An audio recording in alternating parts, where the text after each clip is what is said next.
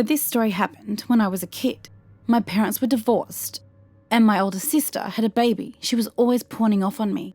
My dad and stepmother showed up at our house while my mother was at work. They decided to take us to the fair. That would have been great, but I had my 1-year-old niece with me that I was babysitting. I told my dad it was not a good idea because I was babysitting. He insisted, and so basically I was forced to go and take my niece. Once we got to the fair, my dad and stepmom gave my sister, my stepbrother and me $20 and told us to go have fun. I should mention, I was 12 years old and they still expected me to watch my niece. There is not much you can do at a fair with a baby in tow. I went to the snack trucks and bought ice cream for both of us. That was when I first noticed the man. He was heavy set, probably in his 40s, and he was staring at us. There was something about the way he was staring that freaked me out. I was not sure if it was me or my niece he was interested in, but either way, I was freaked out.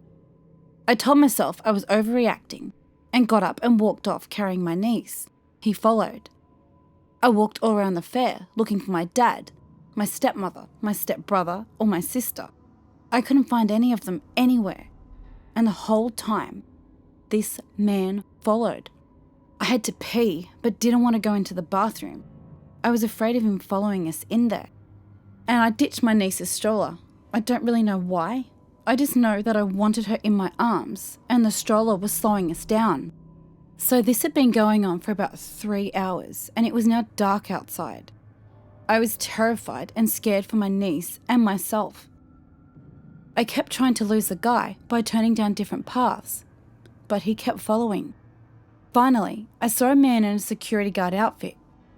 I ran up to him, full on crying now. I told him that I couldn't find my family and a strange man was following us. When I went to point the man out, he was gone. The security guard took us to a tent. I think it was a first aid tent. They kept telling me they could watch my niece and for me to relax. I was very shaken, but I refused to let her out of my sight. They had me call my mother, who screamed at me for going while I was supposed to be babysitting. She told me I was grounded and irresponsible. Finally, my dad and stepmom were found and brought to get us. They were also mad at me for calling my mum. They took us home, and when I got there, I told my mother about the man. I wasn't grounded anymore, but her and my father went to war over visitations. Just a couple of years before, 2 girls had gone missing at that fair and were never found. My mother was beyond mad that they made us go and then ditched us. My father, until the day he died, had attitude with me about this event and said I overreacted.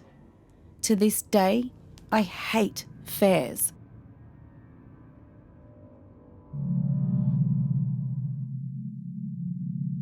I randomly recall this memory at times.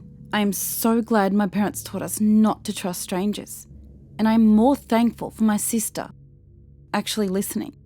Back in the 90s, my 2 siblings and I were walking from our house towards our bus stop to go to school. For context, I was 7, my brother was 8, and my sister was almost 11. It was a foggy morning, and the walk was almost too quiet. We were the only ones in line of sight. We were a few streets away from the bus stop when a small white sedan pulled up next to us, slowly matching our pace. We looked over, slightly confused and curious, at a white woman with long curly brown hair in the driver's seat. She was staring at us intently. She was probably around 35 or 40 from the looks of her. This continued for a few seconds before she rolled down her window and said, "Hey kids, heading to school?" She had this weird smile and eyes that looked like they were looking through us. We nodded, as it was obvious with our backpacks. She coaxed us with a wave. "Why don't you 3 hop in? I can take you all to school." Of course, being 7 and lazy, I was all about a free ride. "Sure," I said, smiling. My sister grabbed my arm tightly, so tightly it hurt me. "No thanks," my sister said sternly. The woman's smile seemed to fade and reappear in a fraction of a second. "Oh, it's fine, really. You don't have to walk. I can take you quickly," she said, trying to sound kind. That's when I felt the hairs on my neck Stand. No, my sister said, even more stern. My brother looked scared, and I was confused and alarmed at his facial expression. The woman then turned the wheel and pulled closer to the curb towards us. We all stopped in our tracks out of fear. "Get in the car," she said as she stopped the car. Her smile vanished and was replaced by a toothy sneer. She was close enough that I could see her dark brown pits for eyes.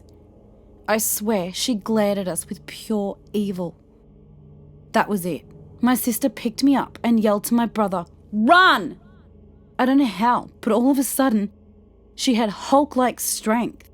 She and my brother started sprinting as fast as they could down the sidewalk.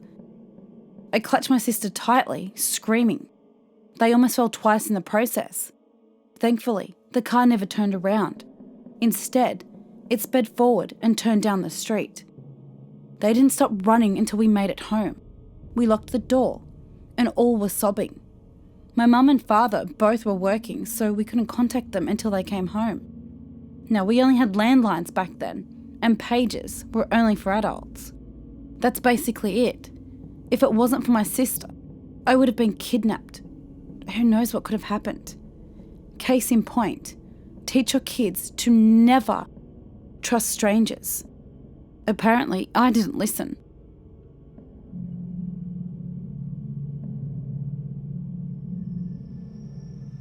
This happened to me 2 to 3 years ago. I was around 23 at the time. I'm a female and I live in Romania. One night I was coming home from class late around 11 p.m. I had to take the subway for about 12 stops. The destination I had to get off of was at the end of the line for the subway. At that time, there wouldn't be many people in the subway. I'm a pretty lonely person, so all I need is my headset and my music and I'm good to go. Said and done, I plug in my music. I pick the furthest chair in the subway away from the only 2 people that were taking the subway with me at the time. So far so good, until I see with the corner of my eye a silhouette approaching me and sitting right next to me. It was a man, fairly built, dark hair, wearing glasses, a black shirt and a black hoodie, and a sickening smile. He doesn't engage in talking with me, but would just stare at my phone as I browse through my music. I can hear him breathe heavily, not painfully, but still like he was feeling something very strong. I feel uneasy, so I decide to change my seat and go even further behind, trying to avoid him. So I pick a new chair, sit down, plug my headset again, and proceed with the remaining 6.5 stops on my way home. I see the silhouette growing bigger and bigger and a breeze running on my skin as I realize the guy is again sitting right next to me. Glancing in mid-air, dead eyes, a big smile, staring right into my phone. I panic. There are still 4 stops to go. I have nowhere to hide. I look after the other person in the subway, trying to sit next to her, thinking that strength comes in numbers. She's no longer sitting there, so I start shaking a bit, but not allowing the creeper to notice me being vulnerable. I stand up, go to the door, and just decide to stand until my stop comes. This way he won't sit next to me, right? Wrong. He comes straight after me, sits on the chair right next to the door, and, because he couldn't see my phone from that angle, he fixates me right in my soul with his black, dead eyes and says, "Hey, gorgeous, why are you avoiding me?" I am freaking out as I look at my phone, trying to call my boyfriend or message him, and he stops me by saying, "I know no one will help you. You would have sent an SOS message by now. I know you didn't." That moment I realized I'm cornered. He has been focusing on my phone to see who I was talking to, trying to figure out if I'll panic, trying to see if I would ask someone for help. He cornered me real bad.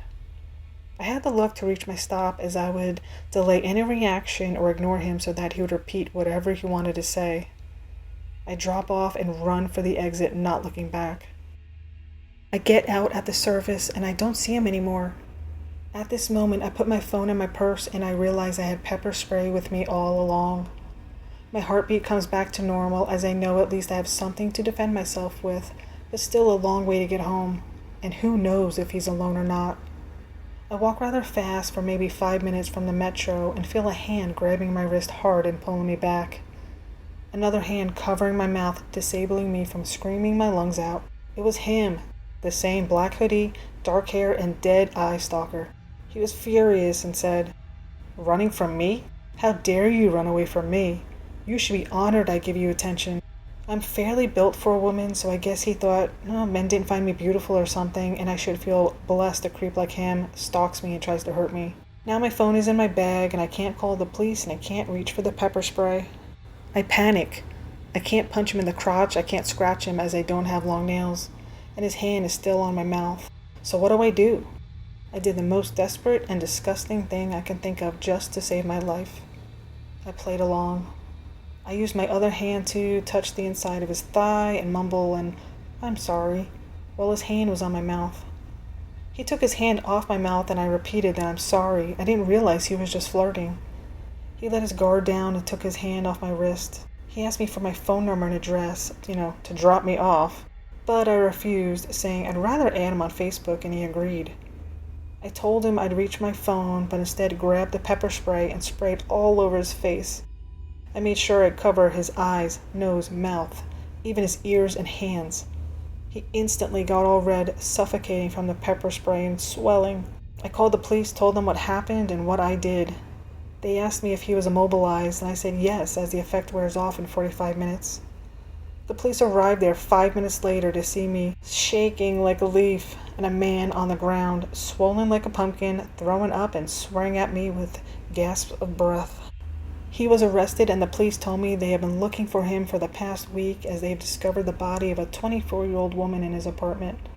Just like me, she was fairly built and had red hair. The woman was his girlfriend, and ever since he killed her, he's never gotten back to the apartment. I do not know what he wanted to do with me, and I can understand why he targeted me due to the similarities, but stranger in the subway stalking women at midnight, trying to befriend them, or even worse, murder them. I hope to God you and I never meet again.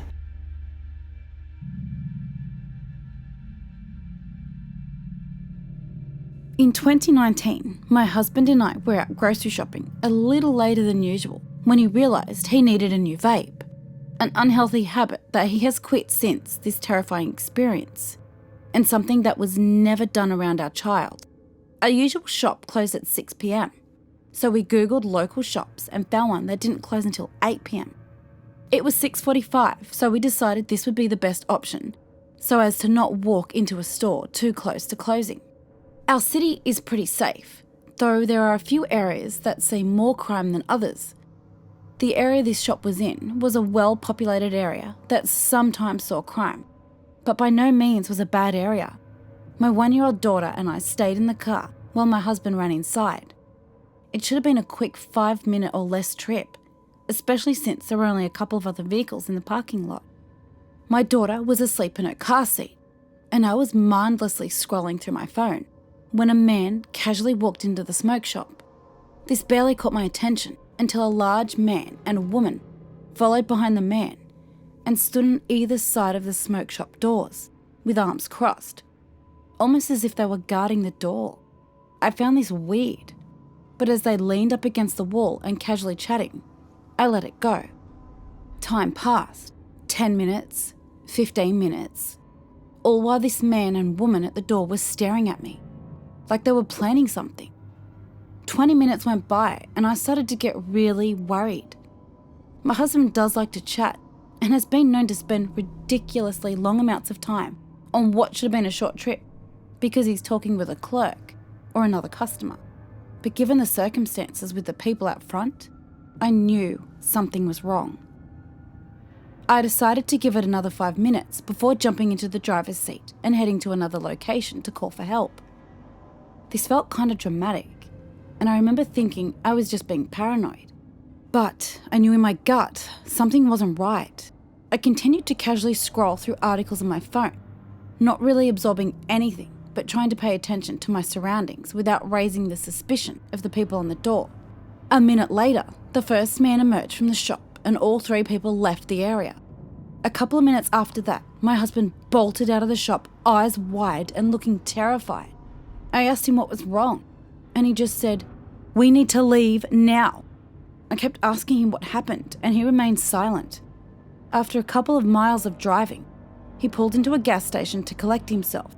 He put his head in his hands and cried for a moment before wiping his eyes and pulling me into a bear hug. He said that everything was normal when he first went into the shop. He had a casual interaction with the clerk, and as he was surveying his options, the first man came into the store, pulled out a gun, aimed it at the clerk, and began screaming about his money. My husband looked the other direction and continued to view products as if nothing was happening. The man looked over to see his response and said, "This guy knows what's up." He didn't see anything.